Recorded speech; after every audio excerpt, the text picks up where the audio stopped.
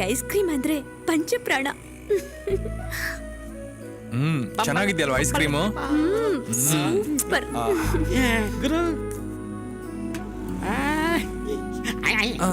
ತಗೋ ಗುರು, ಹಬ್ಬ ಮಾಡ್ಕೋ ಗುರು. ಏನಿಲ್ಲ, ಒಳ್ಳೆ ಟೈಮ್ ಸ್ಕೆಚ್ ಆಗ್ತಾವನಲ್ಲಪ್ಪ. ತಗೋ ಗುರು, ಅವಾಗ ಅವಾಗ ಸಿಗ್ತಾ ಇರ್ತೀನಿ. ಆಯ್ತಾಯ್ತು. ಅವನ್ನ ಎಲ್ಲೋ ನೋಡಿದ್ದೀನಲ್ಲ. ಅವನ ನನ್ನ ಫ್ರೆಂಡು. ಏನೋ ಹಬ್ಬ ಮಾಡು ಅಂದ. ಹಬ್ಬ ಅದು ಇವತ್ತು ನನ್ನ ಹುಟ್ಟಿದಬ್ಬ. ಹುಟ್ಟು ಹಬ್ಬ. ಅದಕ್ಕೆ ಐಸ್ ಕ್ರೀಮು. ಹುಟ್ಟಿದ ಹಬ್ಬದ ಶುಭಾಶಯಗಳು. Thank you. ಏನದು ಗಿಫ್ಟ್? ಯಾವನ್ ಗೊತ್ತಾ? ನೋಡ್ತೀನಿ.